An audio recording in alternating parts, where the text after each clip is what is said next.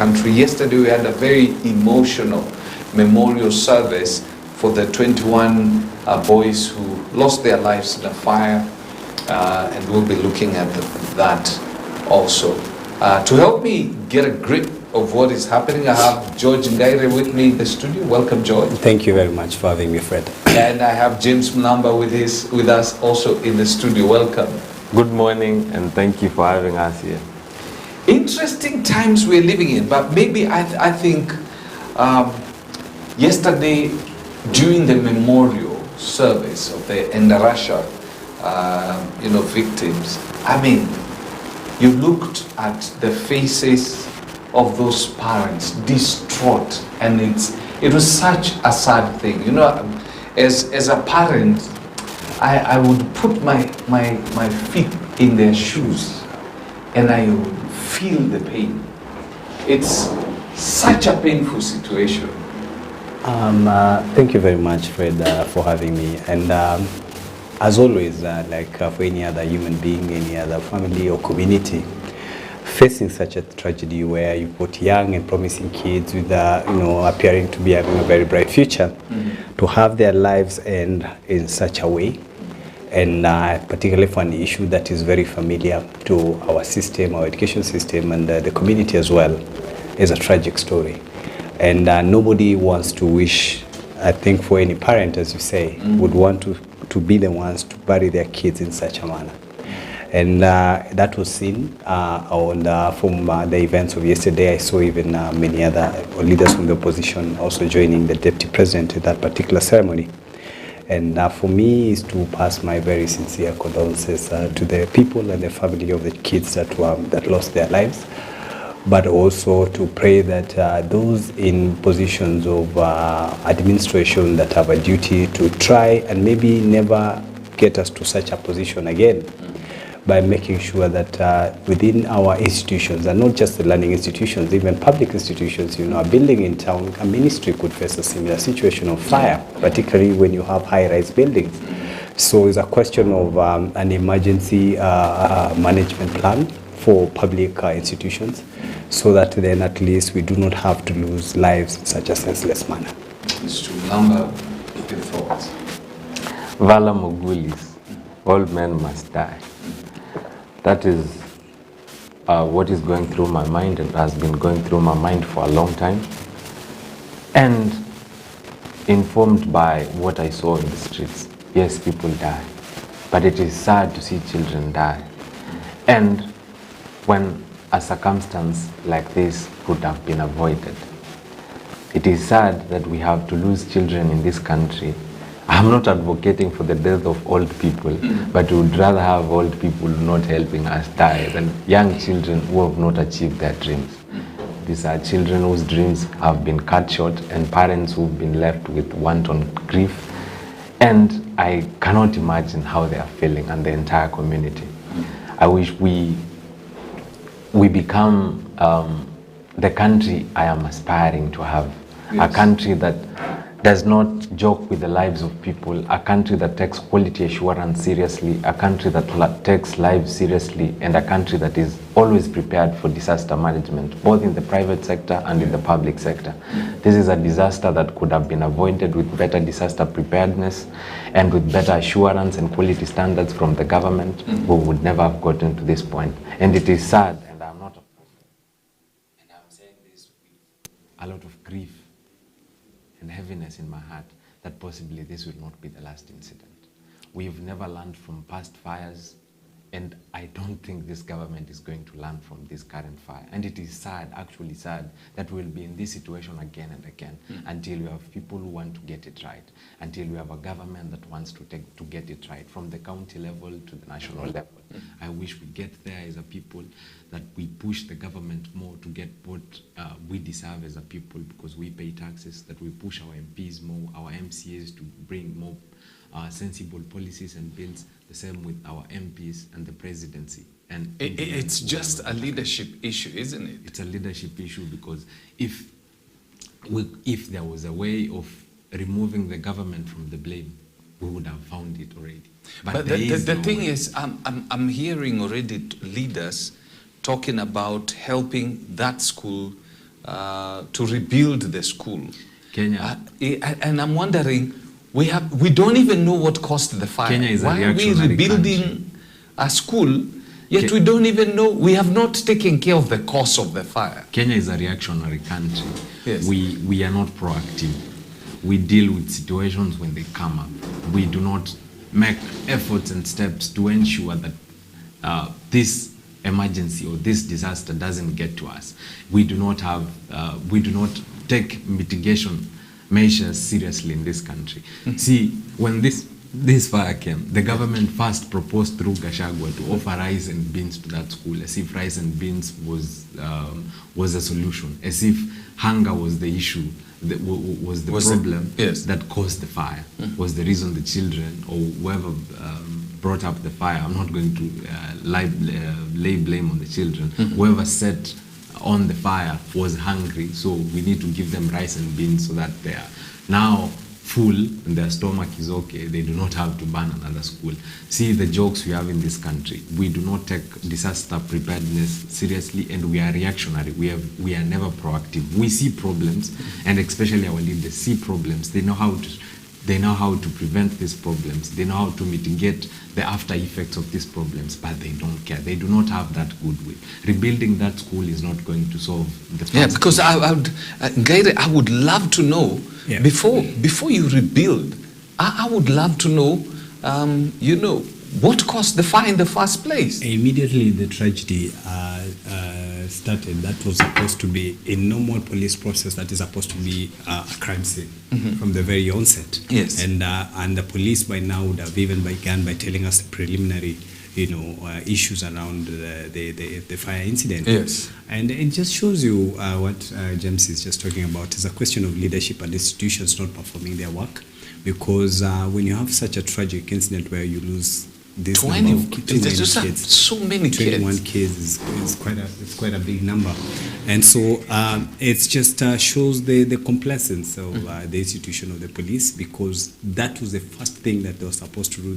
Immediately the fire broke out. Yes. And there is no part of this country, at least not even a ward, that lacks a police station. None. Even where the school belongs, where the school is located. And that is the primary goal of the Directorate of Criminal Investigation, a department within the National Police Service, which has a representation in all the 315 sub-counties. And so they haven't done that, and it's unfortunate. But then I hope we can then, being a hopeful person, hope that we can increasingly, it might take time because of the nature of our kind of leaders, institutions, and the leaders that we have. Yes. But my prayer is that we do not have to get into such an engagement, because it's easier when you say it when you're an outsider, but not when you're a parent of Bernard Warutere Kuria, who is now dead. Yes. And probably he was hoping that this is the son that would be able to build his legacy. You understand? For such a parent, it's serious business when you talk about issues of fire, because it's personal.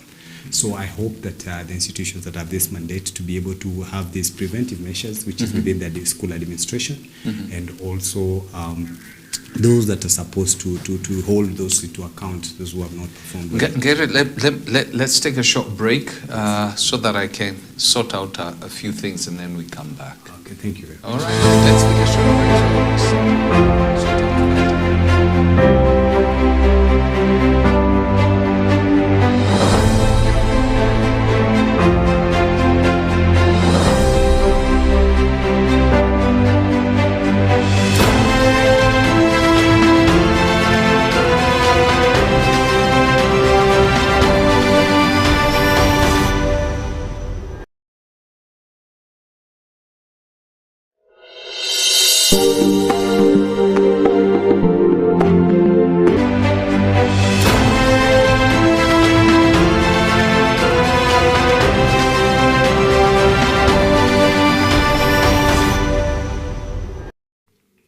Now, welcome back. Sorry about that technical hitch, but now we're good. Now, Gaire, as we were bringing this before we went for the break, you're just talking about how, these governments, they never learn. Absolutely. Yeah, we've gone through this, and it's a sad thing when parents have to bury their children. Absolutely. Now, the interesting bit about this is that this function, where it happened, there was a lot of activity happening. And all of them touching on the deputy president, who was the main guest there. Yes. Now, we've been talking about possibility of an impeachment. It's been a rumor. Yes. But now, and the deputy president has been talking about it. There are people who are seeking to impeach me. Now, it looks apparent that come next Tuesday, there may be something that will be tabled in the House, and talks are that there is sufficient, I mean, in terms of signatures, the people who have signed are enough to send him home. Tricky situation for him, isn't it? Very tricky situation for Deputy President Rigathi Gachagua. Even though it's not new in our Kenyan political system, that happened right off from independence, you know, when Vice President Jaramogi Oginga Odinga didn't last 3 years, he was out of office. And it happens because I say politics is about interest, and it's very clear, Fred, now for everybody to see that the interests have changed. And what the dream that the Deputy President and the current President had when they were campaigning towards this election, and the tough times they went through during that time facing the regime of President Uhuru Kenyatta. You know, he always complained that they even one time arrested him in a boxer. In his village. Yes. And it's always funny when you hear him say it with his raw tone. That these people really did things to me. And you know, it's very unfortunate that even as they came in and they committed themselves to, even as they formed government, to never ever subject any other person for that matter, leave alone just the deputy president himself, to such a situation. But then now he finds himself where the former president, this current president, was in the previous regime. It's now a done deal that there's a section of his own members of his own regime have a different plan. And he's now a target, politically speaking, and then and that his fate is already cooked. You know, others are celebrating maybe in opposition. It's something they would have loved to see. I always say that the enemy of your enemy sometimes can become your friends. Yes. And I wasn't surprised, as you mentioned at the funeral, that Vice President Kalonzo Musyoka and our brother Eugene Wamalwa, the former CS for Defense, were they were there. And they didn't delay to say that we will support you and they will not allow any impeachment. Of course, they do not have the numbers to be able to stop that, because then UDA, if we go by the number, the press conference of the 49 members of parliament for the Mount Kenya region who say that they support somebody else, who then clearly it means they are pro-regime, and then leaving the deputy president with a very few numbers, number of MPs that he can walk around. Just like the way this president, remember that time, he only had Ndindi Nyoro and Kimani, very few members of parliament, because everybody else was working with President Uhuru Kenyatta. So it's a very familiar position. That even though you have that in mind, but the numbers of UDA on paper, of UDA and ODM can send over this deputy president early in the morning. True. To impeach a president. Actually, you have UDA, ODM, and for the other Kenya allies. Not just for Kenya, there are other some small MPs who got elected. Some of them independent MPs who now work with the president full time. You know, it's unfortunate that the deputy president did not make friends because of his abrasive nature of doing politics. Fred, that's an assumption. That's an assumption because President William Uhuru Kenyatta learned it the hard way. Sometimes, particularly when you are those who've had a chance to walk on these corridors of power, so even just visit some of these big offices, sometimes when you're in government, it gets into your head. And you can imagine that maybe just because this leader is surrounded by all these elected officials and things like that, that then maybe is more backed than the other. But President Uhuru Kenyatta had that even when campaigning for his candidate for Azimio. But you know, the mountain show as, I don't know whether it's the right thing to say, they say Bad of Ngebe or something like that. A friend of mine likes to use that. He's from Central.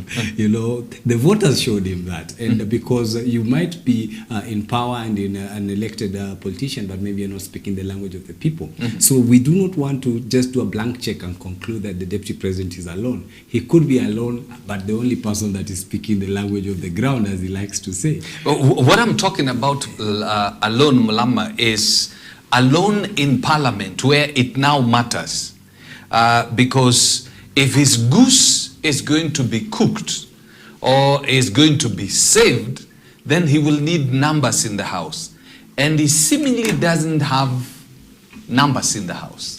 Before we get there, I was looking at history here, just to be right with history. The struggle between the president and the deputy president, formerly referred to as the vice president, have not started today. These struggles have been for a long time, since 1963. Kenyatta has had his troubles with his vice presidents and he's fired several. Moi has had problems with his vice presidents and he's fired several. He fired George Saitoti, he fired Kibaki himself, I think Karanja. There's Karanja, yes. Joseph Murumbi resigned because he was not comfortable with how government was being run, and the wanton corruption.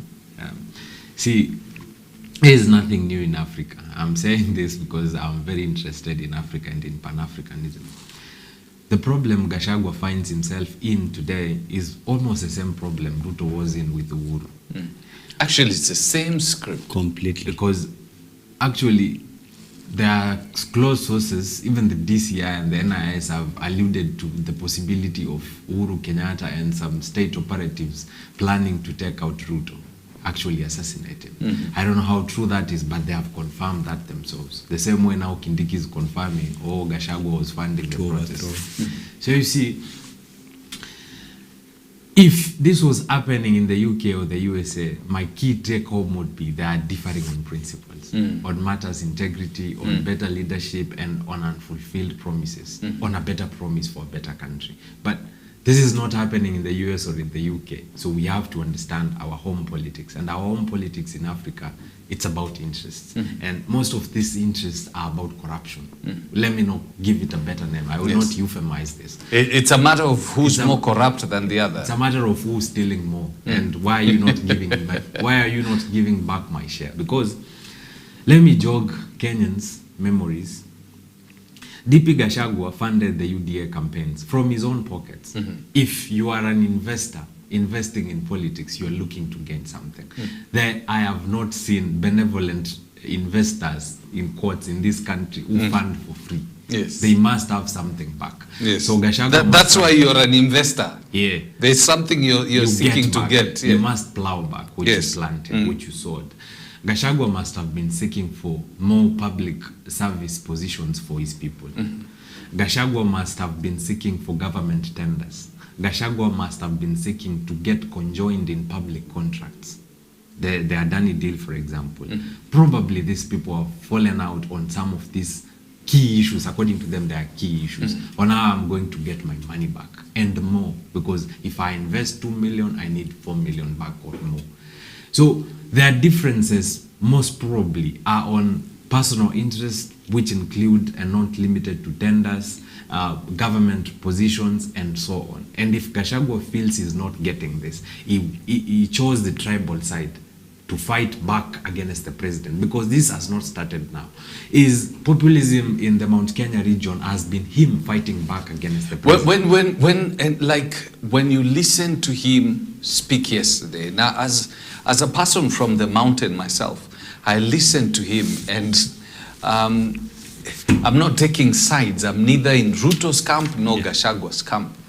When I listen to him, he says, the people of Mount Kenya are a very good people. The people of Mount Kenya are a very forgiving people. The people of Mount Kenya are a very kind people. The people of Mount Kenya can forgive but cannot forget. Now, I tried to put myself in that description of what you were saying, the good and everything, that's true. But unforgiving, I only saw him.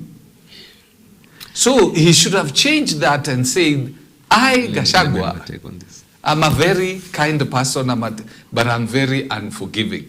So instead of bringing the entire community so that the battle he's facing is not the battle I'm facing. As I've told you, politicians, especially Gachagua in this case, is fighting the president. He has been, because his interests were not met.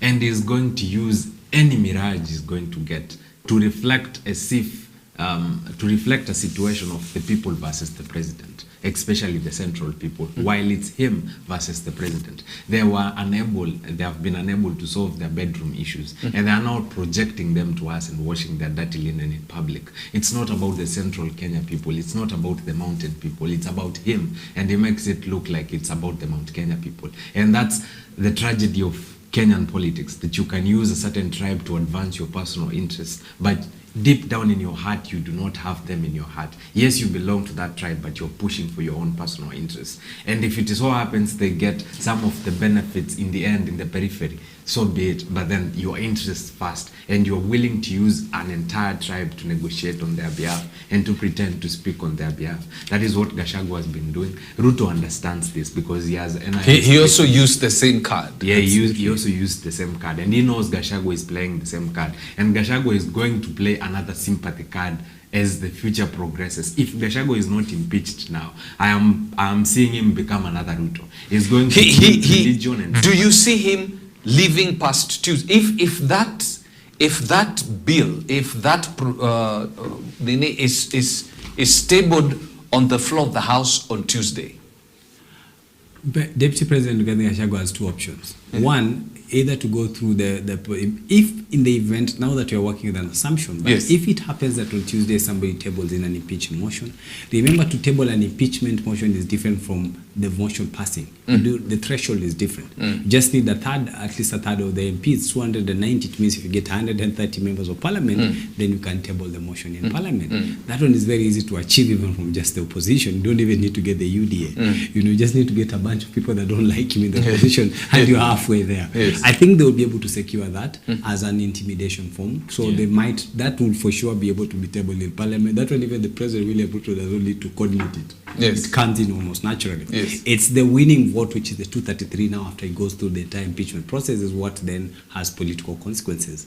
Now if that happens, then this deputy president has two options. If he goes through the impeachment motion and it succeeds, then he becomes a formally impeached public servant. Then he ceases to ever be viable to run for any political seat. Meaning he cannot even vie in 2027? Not even an MCA. That's what the decision of Sonko when he went to court for governorship. You remember that was the matter in question was that does he qualify now to be cleared with the IBC? Because there's a pre-qualification of what a public servant. Waititu is going through the same. Waititu is going through the same. That's why they were locked out of the race. And it was by virtue of a valid impeachment process that they went through. So he's an impeached public servant. So he can't afford that because Deputy President Rigathi Gachagua is fairly young. I think he's just about 60, if not in the late 50s. They are just about the same age as the president. So he, in the context of the Kenyan politics, he still has some 20 years to walk around. Meaning, if this is tabled, if you were his advisor, you'd ask him not to go through the process. He can't go through the process because he's a startup politician. He's a first-time member of parliament. It's when he's starting his political career. By stroke of luck, he made it to become a deputy president. Unlike, say, somebody that has been in parliament since 1992, say Martha Karua, now that you're talking about the mountain, that's an old-time politician. But Rigathi Gachagua is a first-time member of parliament, and thanks to luck, he became deputy president, but he still would want to become something else, you understand? Or a major political player. So he would want to participate in future elections. So a strategic advice, which I think he believes he already has, and rumor has it that he even has already a new party set aside and is developing a new structure on how to campaign, and is trying to bring in new alliances. That's why it was not a coincidence seeing Kalonzo Musyoka and Eugene Wamalwa there. There are people who've been talking about something called the Bantu Alliance. The Bantu Alliance means you get the Western region, which is the largest, the second largest Bantu community in the country. Central is a Bantu community. All that strip, the way it goes from Ukambani and the coast. Actually, those are the four main Bantu regions. And if you take just two of those regions, you are in. You understand, in terms of numbers, assuming all the other factors of the changing political dynamics do not apply. If you just go to what you call the raw numbers, you bring in the mountain and you bring in the Western region, and you're home and dry. And this president will not be able to survive. Where will he get, assuming he loses even half of the 3.4 million votes he got in Mount Kenya? That's about 2 million. Where, in which region will he get 2 million votes? None. Not in the coast, not in Western. So it's very clear that the deputy president is now a target, and I think just to answer your question, is that my advice would have been that, and I'm sure he has it, is that if in the event they truly table the motion, you resign, then it means he can question he can challenge that process in court, because then there was no valid impeachment process that took place. Then he remains a valid civil servant and now gets into raw politics because the opponents will be clear. But now that simply means he loses all the goodies that come with that office. what and Senior the Gaira resources. is alluding to here, Yes. and not to attack him, is what I call tribalism pro max. Yes. Tribalism pro max is that these guys have figured out we've had tribalism in this country, but it is not the tribalism we want. We want a different tribalism that delivers better numbers. See, I have said here before that the conversation between these old-timers is about who's more tribal. Yeah.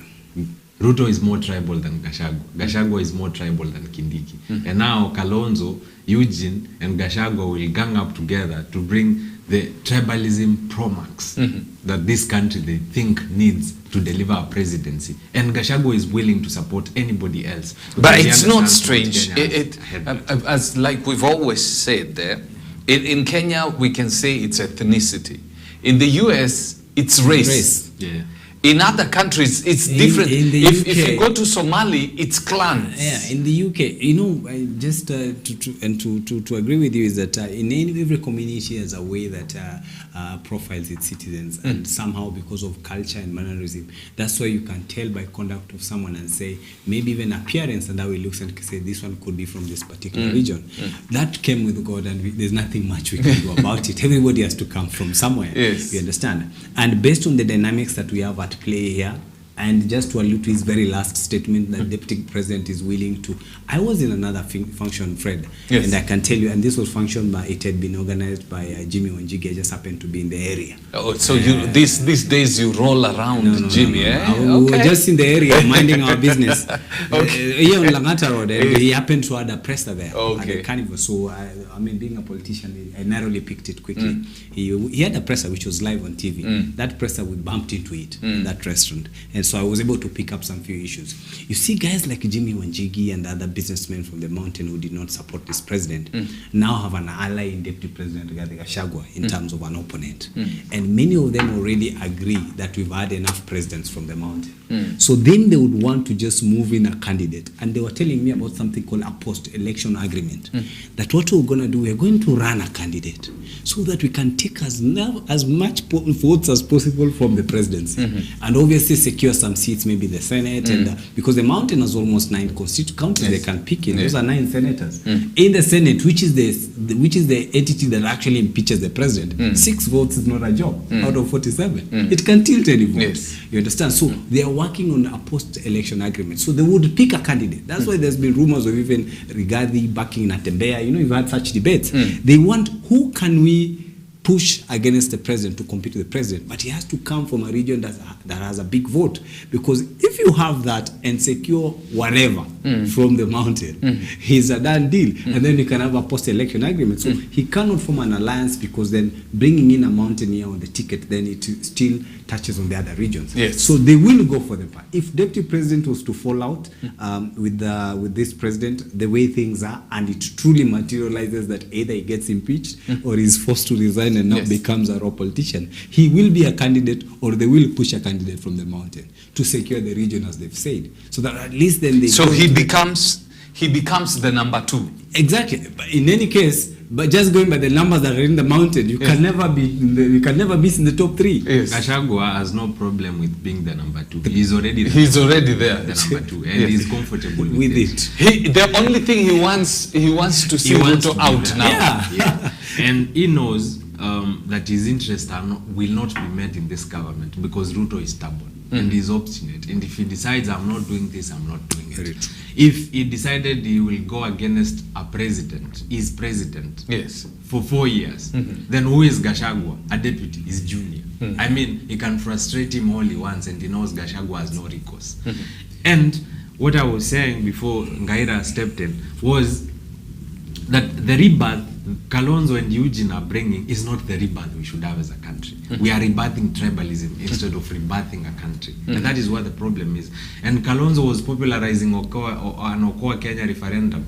I think he has forgotten. We were Okoa in Kenya from tribalism, not dipping it deep into another shithole. How do we get ourselves out here if you regroup always on tribal basis? That is my problem. As a Gen Z, I feel that is something we need to talk about. And they do not want us to talk about that, because they know from these tribes they will get the votes they want. And if a tribeless country ever emerged, I'm telling you, the first people who would have become president in this country would either be Musalia or Kalonzo. Those guys are less tribal, but then their problem is their aggression. But is it Kalonzo that is they are bringing less the aggression. tribal, or they have not mastered Or probably they their do not home have the ground? numbers. Or probably they do not have Yes, the numbers. because if you look at Musalia Mudavadi, you would Musalia would die to have the entire Western under his whims. Fred. He just doesn't have the ability to move that When community. Musalia Mudavadi first became a member of cabinet in 1989, Fred, Yes. I was 4 years old. 34 years later, I'm 38, he's still a minister of state. And he comes from the largest community in the country. You understand? If he truly wanted to become, I'm sure, and I agree with James, he would have loved to be president anytime soon. Because by experience and age, Yes. he is far much a senior for even this president. Yes. Because this president was in the bush that 1989. He was Yes. nowhere even. While this one was a minister of state. Yes. And you understand what it meant those days to be a Yes. minister of state. It was a big deal. He went through his career up until he became the vice president of the Republic of Kenya, when this president was still a nobody. You understand? He didn't even have his first house because he was still a first-time member of parliament. They were still living somewhere in Kawangware here, the way Rachel said. You know, when they started off, he became a member of parliament, is when now you're beginning to plan yourself. This one was already a vice president of the Republic of Kenya. And he comes from the largest community in the country. He would have done that. But I think, and to agree with James, is that then because he lacks the many other things that come into play when in the context of our Kenyan politics, to be able to, he would have been a president a long time ago. And you remember, Musalia was one of the options for President Moi in terms of who inherits him as a president. It was either him or Uhuru Kenyatta. It's just that maybe at that particular time, because now the opposition was slowly galvanizing around President Kibaki, it was tactical to, around Uhuru Kenyatta. Yes. It was tactical that you have then a candidate from the mountain to neutralize that vote. Because had Uhuru Kenyatta gone alone, minus Kibaki, the Central would have probably voted more for Uhuru Kenyatta. true. They had seen it. Yeah. So it was a tactical decision for them. Otherwise, Musalia Mudavadi would have been the easiest option. To him, he's like a son to the president, you understand? Him and Uhuru Kenyatta, when their fathers died, you know, President Moi literally became their de facto father. And, you know, mentored them into cabinet. At 27 years old, Mzee was sitting with them in cabinet, not necessarily as his ministers. Yes. They were basically his sons, and he was just trying to. And that's why he had to go over the moon for President Uhuru Kenyatta. President Uhuru Kenyatta ran in Kiambu. Yes. He lost. Yes. He lost with Kanu. Yes. But you see that Moi had to force someone out of parliament. And in a day, President Uhuru Kenyatta, who was sleeping in his home, woke up as an MP and cabinet minister. Yes. That's how you prop a candidate, because then he was trying to meet his goal. So I agree that we have a challenge with ethnicity, but I tell you, where we come from as human beings, you must come from somewhere. You have- That is not going to end it. And politics is local. There is nothing wrong with tribalism. If negative tribalism is what is the problem. Yes. That I hate you because of where you come from. But you see, but you see, as a person, I have to come from somewhere. I do not have to disagree with you just because you come from wherever you come from. You can be from where you're from, have your practices, I can come from wherever I am, and then we have mutual respect. Yes. These three have a calculation that on paper, in the context of the Kenyan politics today, what they are alluding to, and I'm telling you, it's called the Bantu Alliance, is a ticket that President William Ruto cannot survive if it just goes to the ballot. And it goes the way we do our politics. Because the Western region and the Central region and Lower Eastern going to the coast, we're talking of 30 counties, and those 30 counties have almost 15 million voters. Yes. You understand? Kakamega County, Fred, has 850,000 registered voters today. Kakamega on its Kakamega own. County. The Kenya National Bureau of Statistics says that the constituency today in 2024 has 2.6 million people today, and 60% are over 18. That tells you that we have about 1.5 million people who are adults that can vote today.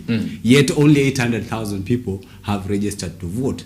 The county gets about 50,000 registered births every year. So we're going to add another 200,000 in the next 3 years, because as kids are being born, there are those ones who also become adults that are going, they've cleared Form 4, they're going to get an ID. Yeah. So you're likely to have almost 1.6 million votes in that just one county in the next election. As to whether they'll register to vote is a different, debate. Yes. But that is a number that even myself, if I'm to run for presidency, I want to be last with just that county alone, if they were to truly back me up. Yes. So you can imagine what it means, and that's why Kalonzo Musyoka's presence in the funeral with Deputy Rigathi Gachagua, it was not by mistake.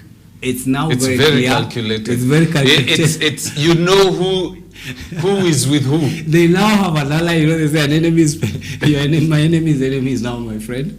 And they need him because to take out President William Ruto as a political capital, you have to take out his base in central Kenya. Yes. And these guys are fully aware of that. And they've already concluded, and what James was saying, and I told you, that's what even what the likes of Kinawanjigi has, is to go all the way to the ballot and scatter those votes, because that's where his backbone is. If all the elected members where President William Ruto comes from, which is the Central Rift, because South Rift is something else, North Rift, there Turkana is something else, those guys are not his people, but he has a lot of the Central Rift. If all of them turned out 100% turnout with their goats and sheep, it's just 2.2 million votes. You can't win any election, even if all of them turn out. You understand? He has to go over and above, because then that gives him only 2 million votes and 6 counties. Yet the constitution says he needs 24. How do you get to 24? It means he has to secure 18 others. It's not a joke. So they are fully aware of it, and I think it will be very interesting to see how it goes in the next few days. But the impeachment, the process of impeachment, even if Fred, there's a risk of attempting to impeach and failing. Assuming they just want to change. Yeah. But if they truly debate a motion in parliament, Yes. it's a turning point for the Kenyan politics. I do not think Yes. President Ruto wants to impeach Gachagua. I think he wants to intimidate him. To because scare the living daylights out of yeah, him. I've already told you that they are in a war And between the two. the body language of Gachagua Yes. during that burial and the last few days is the body language of a person who is at a corner. He's rattled. He's rattled. You can clearly see in his face, he's almost pleading, threatening. Gachagua knows the man Ruto is. And he knows when Ruto sets in mind on something, he's going to get it. When Ruto decided he will pick Gachagua over Kindiki against popular vote, he picked Gachagua. And Gachagua knows that. And he knows he was not the popular candidate. And he knows Ruto vetoed him into the deputy president seat. He knows Ruto can take him out. That is what the problem is. So he's basically a a creation of Ruto. He is a creation of Ruto. Now, because of time, I'm looking at one of the things that has happened now is that the DCI has summoned Gashagua's closest people. You're talking about George Theuri, who is a former, Embakasi West Member of Parliament, Wambogo Ngonjiri, and there's Major Dons. I mean, and Buddha Gakuya. I think they are also going to summon Kate Waruguru, possibly Kalonzo, possibly Kioni, No, possibly I think they're very targeted in what they are doing. The political, should I call it the politicization of everything in this country is our problem. We've had governments, say the Uru government, that was politicizing corruption. They would basically go after you because you are on a different political side, not because you are the only corrupt individual. Yet they have corrupt individuals in their same government that they would not go against, because they want to target you. And that is what they are doing to Gachagua. They are going to target his closest individuals, and they're also going to target him personally. I think they're also going to freeze his accounts because they know these people. A thief knows another thief. They know where you've stolen from and where you've hidden your loot, whether in Swiss accounts or in Germany or in Morocco. They know everything about these people because they've been around power.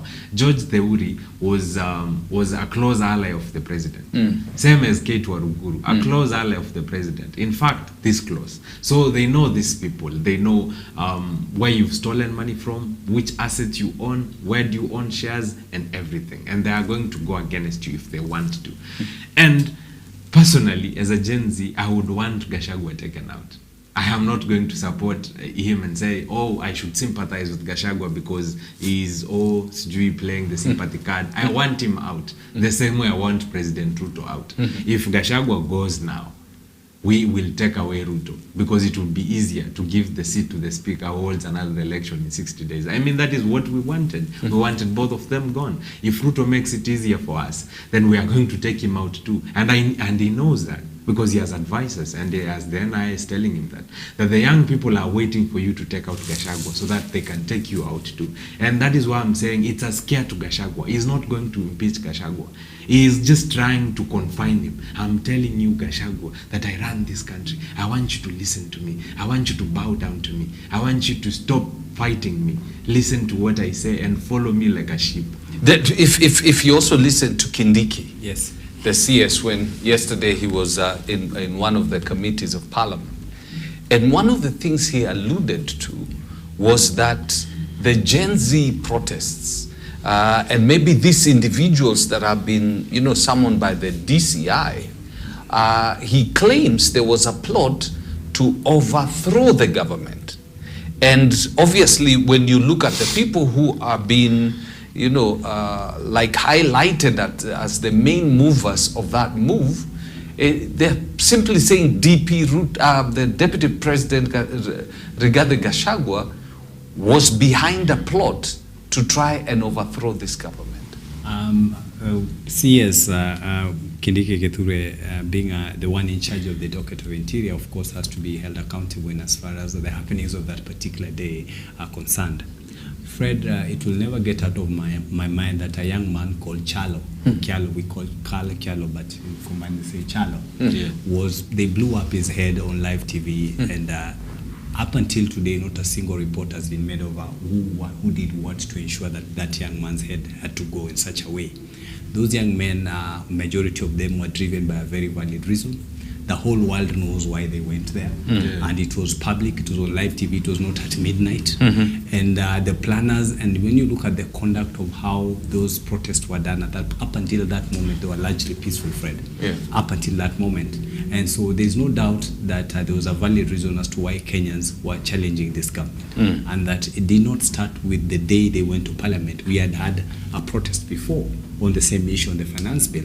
And this president and the government of President William Ruto did not quite pay attention to that. And I think they were caught off guard with that.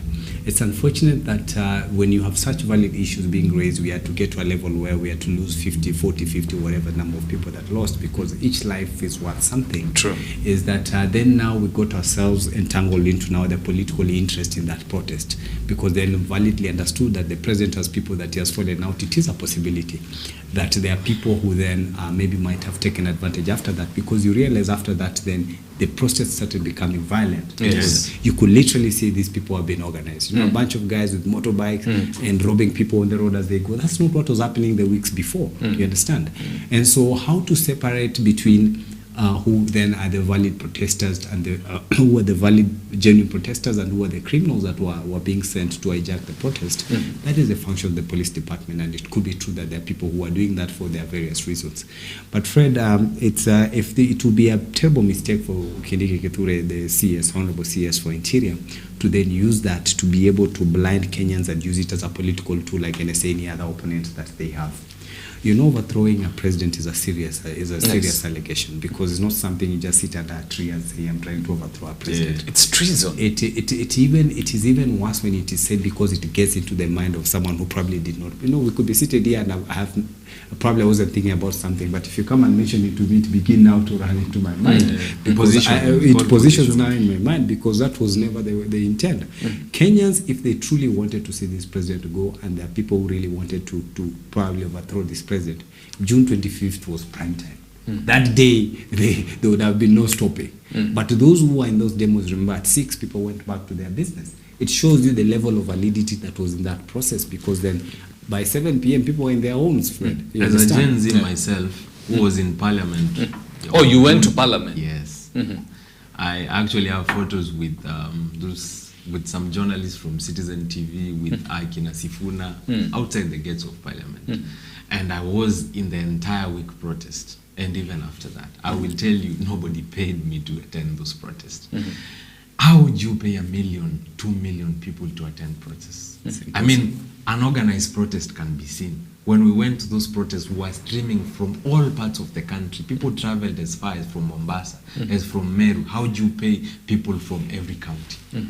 To Nairobi, we poured into the streets of Nairobi and voiced our aggression our agitation against this government, what we thought was wrong, what we thought we could not take as a people. And we outlined our agendas out there. And they are out there for people to go out and watch, because it was captured on camera, on live recordings and everywhere.